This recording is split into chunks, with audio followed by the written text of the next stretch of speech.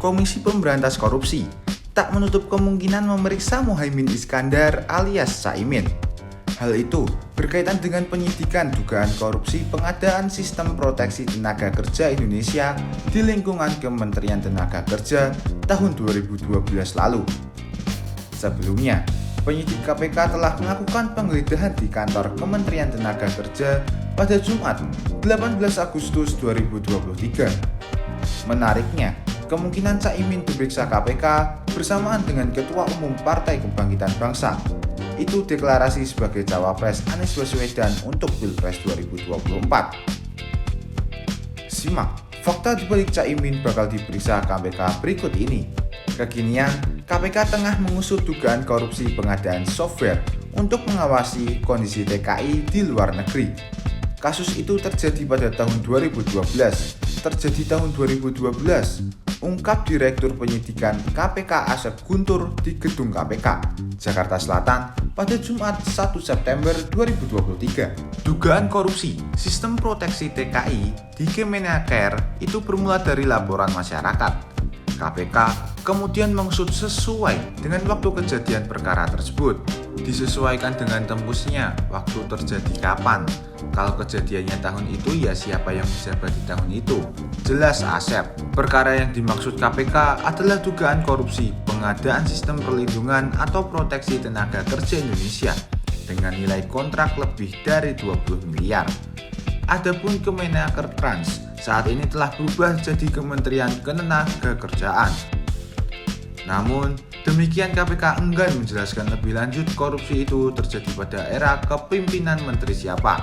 Siapa menterinya tinggal di search di Google tahun 2012, siapa yang menjabat sebagai menteri, ungkap Asep. Berdasarkan penelusuran, Menteri Tenaga Kerja dan Transmigrasi saat itu adalah Muhaimin Iskandar atau Caimin. Dia dipercaya Presiden Susilo Bambang Yudhoyono sebagai Menaker Trans periode 2009-2014. Wakil Ketua KPK Alexander Marwata sebelumnya menyebut dugaan korupsi yang terjadi di lingkungan Kemenaker itu terkait pengadaan perangkat lunak atau software proteksi TKI di luar negeri. Pimpinan KPK itu menduga software tersebut dibeli dengan uang negara tapi tidak berfungsi. Nilai kontrak pengadaan itu disebut mencapai 20 miliar. 20 miliar sekitaran itu, ucap Alex pada wartawan di gedung KPK beberapa waktu lalu.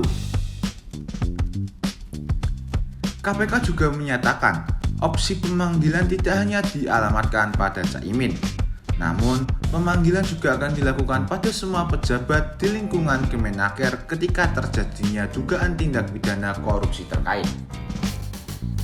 Semua pejabat di tempus itu dimungkinkan kita minta keterangan. Kenapa? Karena kita harus mendapat informasi sejelas-jelasnya, ucap Asep. KPK hingga saat ini sudah menetapkan 3 orang sebagai tersangka dalam penyelidikan kasus dugaan korupsi pengadaan sistem proteksi TKI di Kemenaker tahun 2012. Sudah ada pihak yang ditetapkan sebagai tersangka, setidaknya ada 3 orang, ucap Kepala Bagian Pemberitaan KPK Aldi Fikri di Gedung Merah Putih KPK di Jakarta Selatan pada Senin 21 Agustus 2023. Pihak yang ditetapkan sebagai tersangka itu terdiri dari 2 aparatur sipil negara dan 1 pihak swasta.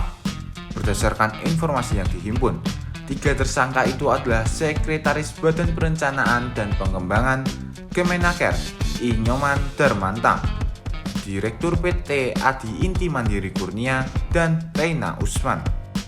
Meski begitu, pengumuman profil para pihak yang ditetapkan sebagai tersangka baru akan dilakukan setelah proses hukum rampung. Kekinian penyidik KPK masih melakukan pengumpulan alat bukti serta pemeriksaan terhadap saksi-saksi terkait perkara itu.